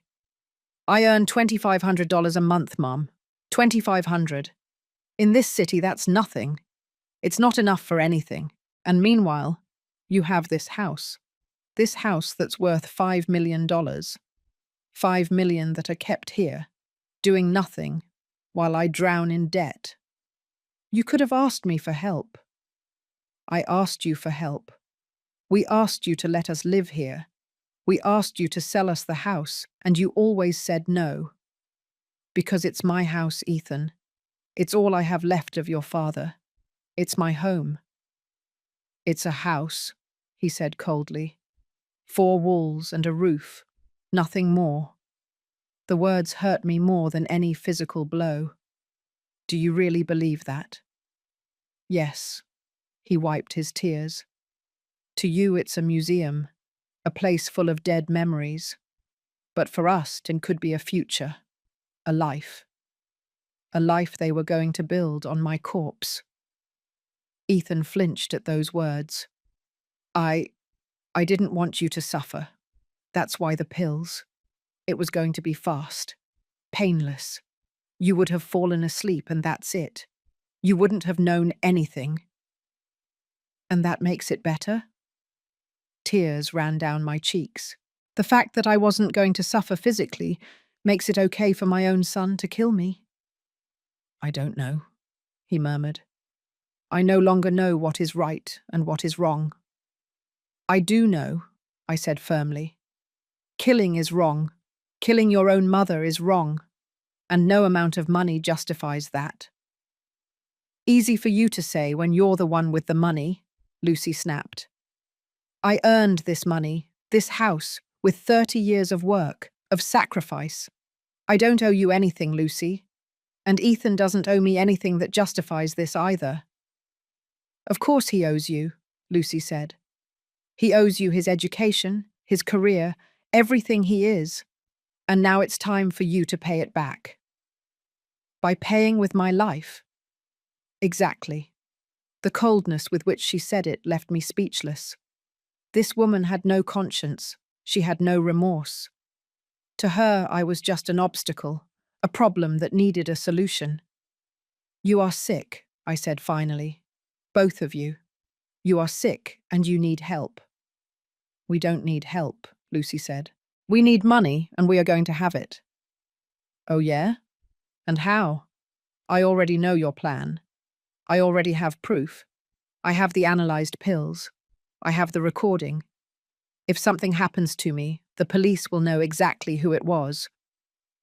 For the first time, I saw fear in Lucy's eyes. You're lying. I'm not lying. I took out my phone. Everything is backed up. The recordings, the analyses, everything. And if anything happens to me, it's automatically sent to the police, and to a lawyer, and to my friend Stella. A lie. I hadn't set up anything automatic, but they didn't know that. You're threatening us, Lucy said, and for the first time her voice sounded unsure. No, I'm protecting you. From yourselves. Because if you had managed to kill me, sooner or later someone would have discovered the truth, and then both of you would be in jail. Is that the future you want for your children? Ethan slumped in the chair again, his head in his hands. What have we done? He murmured. My God, what have we done? You haven't done anything yet, I said. You still have time to stop this. It's too late, Lucy said. She already knows everything. Yes, I know. But you didn't complete the crime. You didn't kill me. You tried, but you didn't succeed. That counts. What do you want? Lucy asked distrustfully. Money? The house? What? I want you to leave, I said simply. I want you to get out of my house now and never come back. Mum, Ethan started. No, don't call me Mum. You lost that right when you decided to kill me. The words came out hard, cold, but necessary. I'm sorry, Ethan said, crying. I'm so sorry, I don't know what I was thinking. I love you. I've always loved you. If you loved me, we wouldn't be here. It was Lucy. She convinced me. She put these ideas in my head. Don't blame me, Lucy shouted. You wanted the money just as much as I did. But I never would have done anything if you hadn't. Enough, I yelled, and they both fell silent. I don't care who had the idea first. Both of you agreed. Both of you were going to do it. And that is enough. What are you going to do? Lucy asked. Call the police? I thought about that. About seeing my son handcuffed. Seeing him in a trial. In jail. I couldn't. As much as he had betrayed me, he was still my son. I'm not going to call the police, I said finally. But on one condition. What is it? You leave my life. Forever. Don't call me. Don't look for me. Don't talk to me. It's as if I died for you. As if I never existed. Mum, you can't ask that, Ethan said. I can, and I am asking it. Is it that or jail? You decide. Ethan looked at me with agony in his eyes. Do you really hate me that much? I don't hate you, I said. And it was true. But I can't have you near me. I can't live in fear. I can't spend every day wondering if this time you're going to try again. So it's better this way. You go on with your life. I'll go on with mine. Separately. And the house? Lucy asked, ever practical. What are you going to do with it? That's none of your business anymore.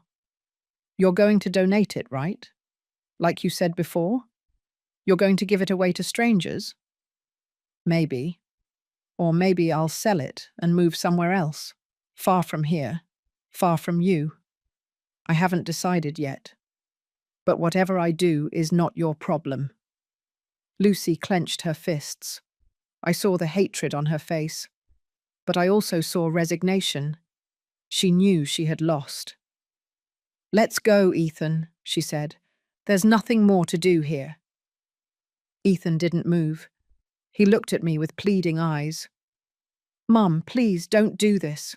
We can fix it. We can go to therapy. There's nothing to fix, I said firmly.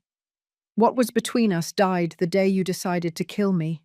No therapy can resurrect it. But I'm your son. You were my son. I don't know what you are now. Those words broke him. Ethan started crying like he did when he was a child, with big, loud sobs. But I didn't approach him. I didn't hug him. I didn't comfort him, because it was no longer my job. Leave, I repeated. Now.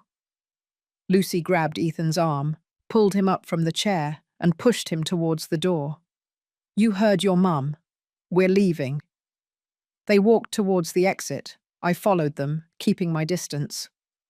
At the door, Ethan turned around one last time. Mum, if I could go back in time. But you can't, I interrupted him. No one can, so you have to live with what you did. Just as I have to live knowing what my son was willing to do to me. I'm sorry, Tads, he whispered. I know, but that doesn't change anything. Lucy pulled him outside. I watched them get into the car. I watched them drive away.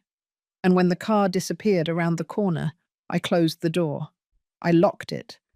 And I collapsed onto the floor, crying. I cried for everything I had lost. For my son, for my family, for the illusion that love was enough. I cried until I had no more tears left. And when I finally got up, hours later, with swollen eyes and a broken heart, I knew one thing. I had lost my family, but I had saved my life. And sometimes that has to be enough. I spent 3 days without leaving the house. 3 days where I barely ate, barely slept, where I just walked from room to room like a ghost in my own house. The house that almost cost me my life. The house my son was willing to kill me for. On the 4th day, my friend Stella knocked on the door. I hadn't called her. I hadn't told her anything. But she had that mother's intuition that knows when something is wrong. Laura, open up. I know you're in there. I opened the door. She saw my face and she knew. My God, what happened to you? I couldn't speak. She just hugged me and let me cry on her shoulder like I hadn't cried with anyone. We went into the kitchen. She made coffee. I told her everything, every detail. The pills, the recording, the confrontation, the goodbye. Stella listened in silence, tears rolling down her cheeks. Oh, honey, she finally said. I can't believe Ethan. I watched him grow up. He's like my nephew. How could he? I don't know. I don't know anything anymore. You have to report him. You can't let this go. I can't send my son to jail, Stella. He was going to send you to a coffin.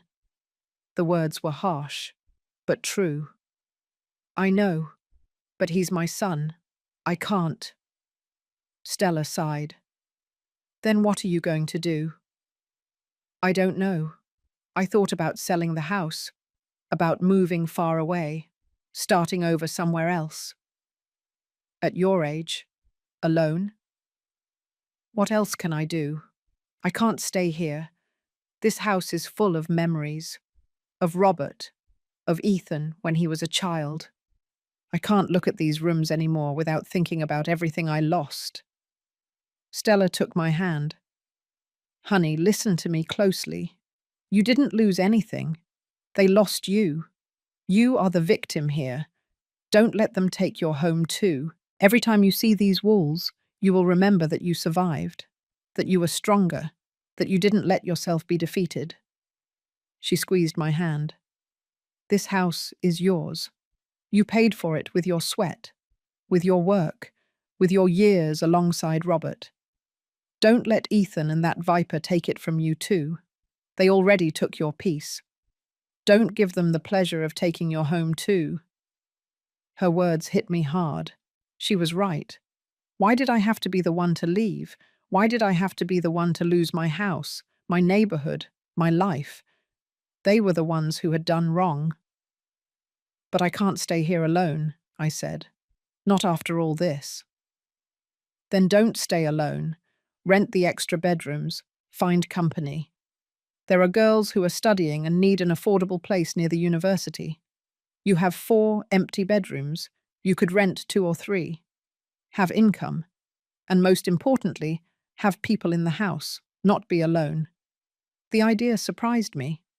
I hadn't thought of it. Renting rooms? Of course. My cousin does it. She has a big house in a busy area of Seattle.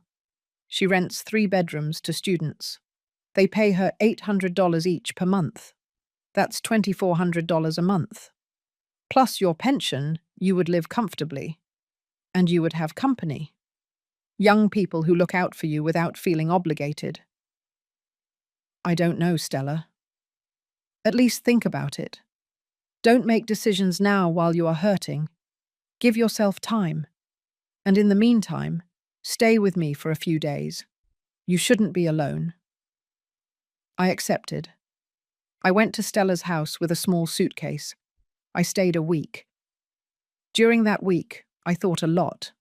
About my life, about my options, about what I really wanted. And I came to a conclusion. I wasn't going to run away. I wasn't going to let Ethan and Lucy snatch my home from me. But I wasn't going to stay trapped in the past either. I returned to my house with a plan. The first thing I did was change all the locks. Ethan had keys. He wouldn't be able to use them anymore. Then, I hired someone to install security cameras. At the entrance, in the garden, in the backyard. After that, I went to a lawyer. I need to make a new will, I told him, and I need it to be bulletproof. Mr. Mendez, a man about 60 with a kind face, listened to my story without judging me. I understand. And what do you want to do with your assets? I want to leave the house to a foundation, one that helps older women who don't have family, that gives them shelter, support, that turns it into a home for women like me. And your son? I'm not leaving my son anything, absolutely nothing. Are you sure? He could contest the will. Let him. I have recordings of him planning to kill me. I have lab analyses of the poisoned pills. If he wants to fight, we'll fight. But he won't win. Mr. Mendez nodded slowly. Very well. I'll prepare the documents. You can come sign them in a week. In the meantime, I posted ads online. Rooms for rent for students, downtown area, safe house, family atmosphere. I received 20 responses in 2 days. I interviewed several young women. Finally, I chose 3.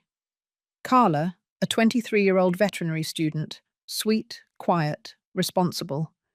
Patricia, a 25-year-old nursing student, cheerful, talkative, affectionate, and Sophia, a 22-year-old law student, intelligent, strong, determined. All 3 moved in the same week. Suddenly my house had life again. Voices, laughter, footsteps on the stairs. I was no longer alone. The girls were respectful. They cleaned their rooms, they helped in the kitchen, and most importantly, they kept me company without overwhelming me. Mrs. Laura, do you want us to do the grocery shopping? Let's go to the farmer's market, Patricia offered. Do you want me to help you with the garden? I love plants. Carla would say. Do you need me to review any legal documents? I'm studying contracts, Sophia would ask. Little by little, I began to heal. I didn't forget. I never could forget. But the sharp pain turned into a dull ache, bearable. A month after the girls moved in, Ethan sent me a text. Mum, I need to talk to you. Please. I didn't answer. A week later, another text. Mum, I'm sorry. I regret it every day. Please give me a chance to explain. I didn't answer that either. Then the calls started. 10, 20, 30. I blocked his number. Then he showed up at my door, knocking, yelling. Mom, please open up. I need to talk to you.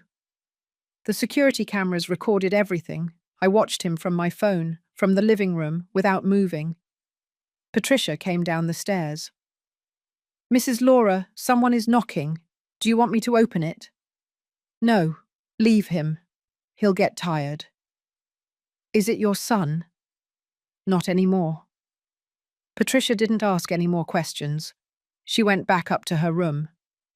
Ethan stayed outside for an hour, crying, pleading, banging on the door. Finally, he left, and I went on with my life. I started taking yoga classes with Stella, going out more, visiting museums, doing things I had stopped doing when Robert died.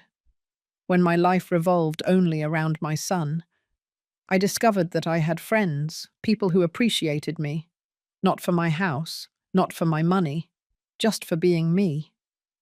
I discovered that I could be happy, even without Ethan. It wasn't the same happiness as before. It was a different kind of happiness. Calmer, more mature, more aware. The happiness of someone who has survived something terrible and come out stronger. 2 months after the confrontation, I signed the new will. The house would no longer belong to Ethan. It would belong to the Dawn Foundation, which helped older women without family. When I died, my house would become a shelter, a place where other women like me could live their final years with dignity. That idea gave me peace. My sacrifice would not be in vain. My house, the one Robert and I built with so much effort, would serve a good purpose. And Ethan would have to live knowing that because of his greed he lost everything. Not just my love, not just my trust, but his inheritance too. That was my revenge, not with violence, not with hatred, but with justice, with dignity, with the certainty that I had made the right decision. One afternoon, while I was drinking tea in the garden with my 3 tenants, Sophia asked me, Mrs. Laura, can I ask you a personal question? Of course, honey. Do you have children? The other 2 girls fell silent. They knew it was a sensitive topic. I had told them part of the story, not everything, but enough. I thought about the answer. I thought about Ethan, the child he was, the man he became. I had a son, I finally said, but I lost him. I'm so sorry, Sophia said. Did he die? In a way, yes. The son I knew died, and in his place was someone I don't recognize. How sad. It is sad, I admitted, but it's also liberating, because now I know that I can survive without him, that I can be happy without him, and that is something I never thought would be possible. Carla took my hand. You are very strong, Mrs. Laura. Not always, but I learned to be. That night, alone in my room, I took out the old photographs, the ones of Ethan as a baby, as a child, as a teenager. I looked at them one by one, remembering, and then I put them away in a box at the back of the closet. I didn't throw them away. I couldn't, because that child in the photographs existed, and I loved him. But the man he became, that was no longer my son, and I was no longer his mother. We were 2 strangers, who shared blood. but nothing more. And with that clarity, that painful but necessary lucidity, I could finally start to let go. Not with forgiveness, that would come much later, or perhaps never, but with acceptance, with the understanding that some things break in ways that cannot be fixed, and that the only thing we can do is move forward, with dignity, with strength, with our heads held high, because surviving does not mean forgetting. It means learning to live with the scars. And that was exactly what I was doing. 6 months passed since that afternoon in my kitchen. 6 months in which I did not see Ethan or Lucy again. But the news arrived anyway. Because in this city, bad news always finds a way to reach you. Stella was the first to tell me. "Honey, did you hear about Ethan?" We were at the farmer's market buying vegetables for the week. I no longer went anywhere alone, always with Stella or one of the girls. "I haven't heard anything, and I prefer to keep it that way." "Well, he lost his job." I stopped with a tomato in my hand. "What?" "Yes, he was fired from the architectural firm. Apparently he had problems with a client, a badly done project. The client sued him. The firm didn't want to get into trouble, and they fired him." I felt something strange in my chest. It wasn't joy, but it wasn't sadness either. It was nothing, emptiness. "And what is he doing now?" "I don't know. My neighbor is friends with a cousin of Lucy's. She says Ethan is trying to find work, but no one wants to hire him. The lawsuit stained his reputation." We continued walking. I processed the information in silence. Ethan without a job. Ethan, who had always been so proud of his career, his projects, his degree. "There's more," Stella said cautiously. "What else?" "Lucy also stopped working. Why? No one knows for sure. Some say she quit. Others that she was fired for problems with the children's parents. The fact is that both of them are unemployed. And with the debts they have." She didn't finish the sentence. It wasn't necessary. Unemployed, in debt, living in that apartment they hated so much. Life was collecting its payment. Not by my hand. I hadn't done anything. I hadn't reported them. I hadn't sued them. I hadn't called their jobs to tell them what they had tried to do to me. I didn't do anything. And yet, life found a way. 2 weeks later, Stella came to my house with more news. "Honey, you won't believe this." We were in the garden. I was watering my hydrangeas. Carla was helping me prune the roses. "What happened now?" "Lucy and Ethan separated." This news did surprise me. "Separated?" "Yes. Apparently there was a big fight. The neighbors heard screaming, things breaking, and the next day, Lucy left with suitcases. She went to live with her mum in Queens." Carla looked at me curiously. She didn't know the whole story, only that my son and I were estranged. "Your daughter-in-law left?" she asked. "It seems so," I replied. "How sad." How predictable, I thought. Because of course they separated. Their marriage was never based on love. It was based on ambition, on greed, on the promise of money that never arrived. And when that promise faded, when it became clear that I wasn't going to die, that they weren't going to inherit anything, what were they left with? Nothing. Just resentment, guilt, the certainty that they had ruined everything for nothing. "And Ethan?" I asked, although I wasn't sure I wanted to know. "He's still in the apartment, alone. My neighbor says she sees him leave rarely, that he looks bad, thin, unkempt." I imagined my son, alone in that apartment he hated so much, jobless, wifeless, motherless. I felt something akin to pity, but not enough to look for him. because he had chosen that path. No one forced him. A month later, at Stella's birthday, I met Mrs. Mendoza, a woman about 50 who worked in human resources for a large company. We were chatting about a little bit of everything when she mentioned something. "Oh, I get all kinds of candidates lately. The other day I interviewed an architect, Ethan Spencer. He came from an important firm. But when I asked for references, you can't imagine what they told me." My heart raced when I heard the name. "What did they tell you?" Stella asked, looking at me out of the corner of her eye. That he was irresponsible, that he had problems with clients, that he had left on bad terms. And when I investigated further, I found that he has a civil lawsuit against him for damages in a construction project. Mrs. Mendoza shook her head. "Obviously, I didn't hire him. We can't risk it with people like that." "And what did he say?" I asked, unable to contain myself. "He started crying in the interview.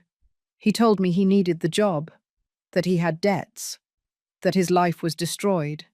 It was very uncomfortable. I had to ask him to leave."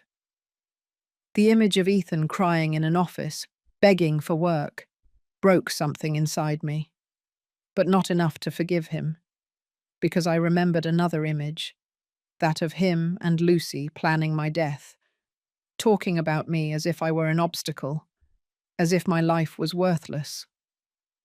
"What a shame," Stella said. "But that's life. Decisions have consequences." Mrs. Mendoza nodded. "Exactly. You build your reputation for years, and you can destroy it in a day." Ethan had destroyed his, not because of a professional mistake, but because of a much bigger moral mistake. And now he was paying the price.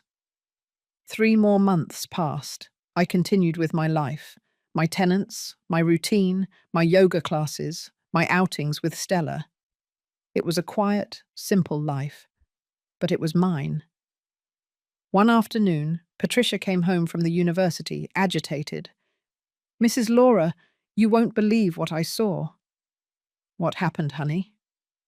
"I saw a man outside the house, about 30 years old. He was standing on the corner, looking over here. When I went out to ask him if he needed anything, he ran away." My stomach tightened. "What did he look like?" "Tall, thin, with a beard. He looked, I don't know, sad, like lost." It was Ethan.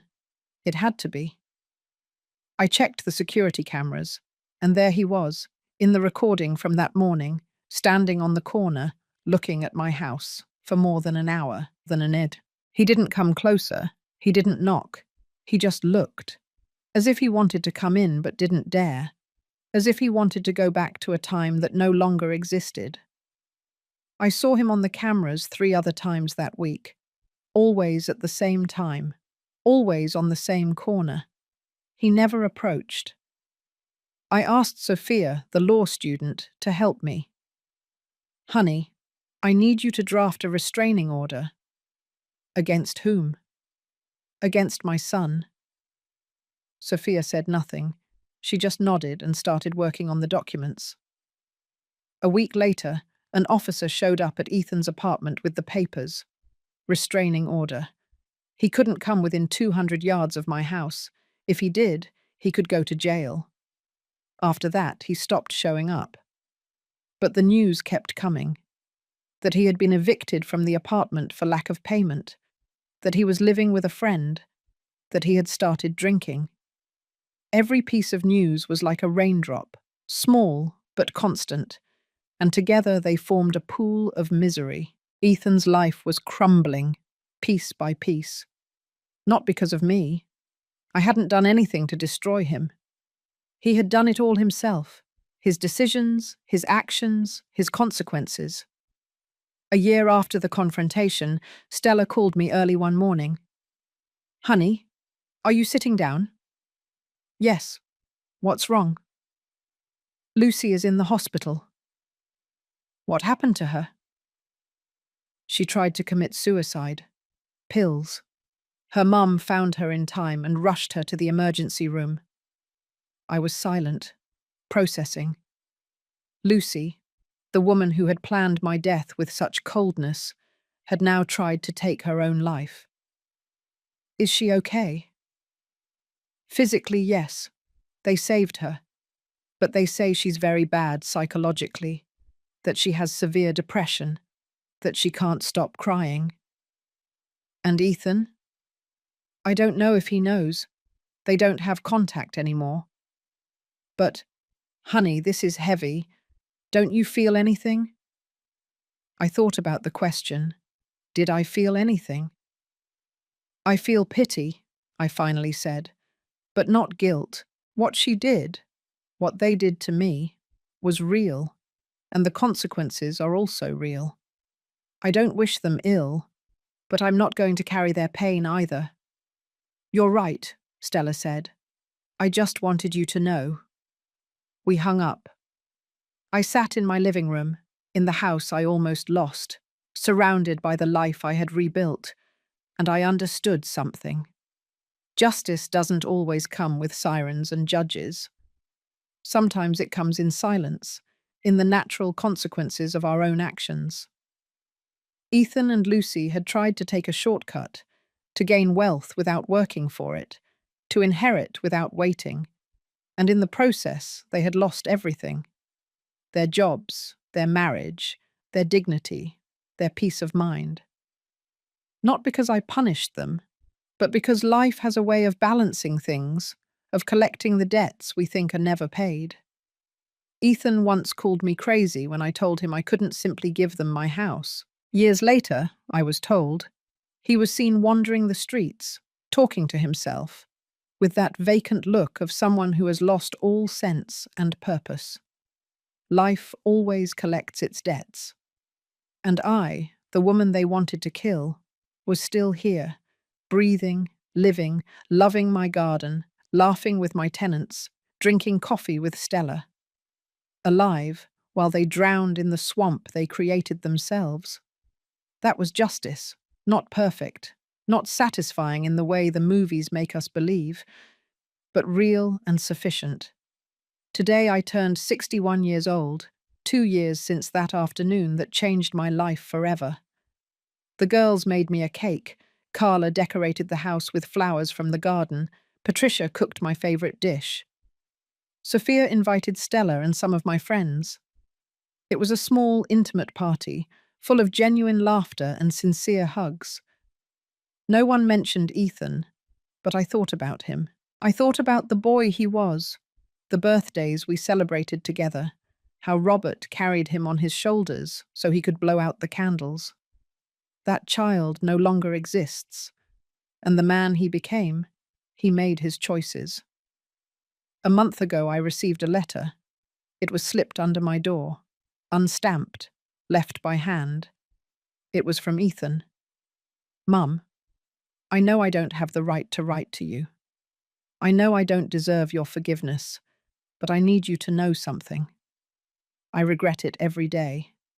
Every night I can't sleep thinking about what I did to you, what I almost did to you. I lost everything, my job, my marriage, my dignity, but what hurts the most is losing you. I'm not asking you to forgive me. I'm just asking you to know that the son you raised is still here, somewhere, buried under all the bad decisions. But he is still here, and that son loves you. He has always loved you. I'm sorry, Mum. With all my heart, I'm sorry. Ethan. I read the letter 3 times. I cried. I couldn't help it. But I didn't answer him. Because some wounds are too deep. Some mistakes have no return. And even though a part of me still loves the child he was, I cannot forgive the man who wanted to kill me. Maybe someday, when I'm very old, when I'm close to my natural end, maybe then I can find enough peace to forgive. But not today. Today I'm still healing. This morning, as I was watering my hydrangeas, I thought about everything that happened, everything I survived. And I understood something important. A mother's love is the strongest there is, but it can also be the most dangerous, because sometimes we love so much that we lose sight of the boundaries. We sacrifice everything, even our own life, for our children. But that is not love, that is surrender. True love also knows how to say no. It also knows how to set boundaries. It also knows how to walk away when staying means losing oneself. I loved Ethan with all my heart. I gave him everything I had. But when he wanted to take the only thing I had left, my life, I had to choose. And I chose to live. It wasn't easy. It was the hardest decision I've made in my 61 years. But it was the right one. Because today I am here, in my garden, in my house, surrounded by people who appreciate me not for what I have, but for who I am. This house is no longer a prison of memories. It is a home, a refuge for 4 women who needed a safe place. And when I'm gone, when my natural time comes, this house will continue to be a refuge for other women. Other Lauras who need a place to rebuild their lives. That will be my legacy. Not the money, not the assets, but the example of a woman who almost lost everything, but found the strength to keep going. If my story helps a single woman open her eyes, set boundaries, choose her own life over guilt and obligation, it will have been worth it. All the pain, all the loss, all the journey will have been worth it. I blow out the candles on my cake. The girls applaud. Stella hugs me. What did you wish for, honey? I smiled. I wished to live many more years, in peace, in my house, surrounded by people who truly love me. That wish has already come true, Sophia says, squeezing my hand. And she is right. It has come true. Because today, 2 years after almost losing my life, I understand something fundamental. Surviving is not enough. You have to learn to live again, with dignity, with boundaries, with self-love. And that, finally, is what I am doing. Living truly for the first time in a long time, and it is beautiful.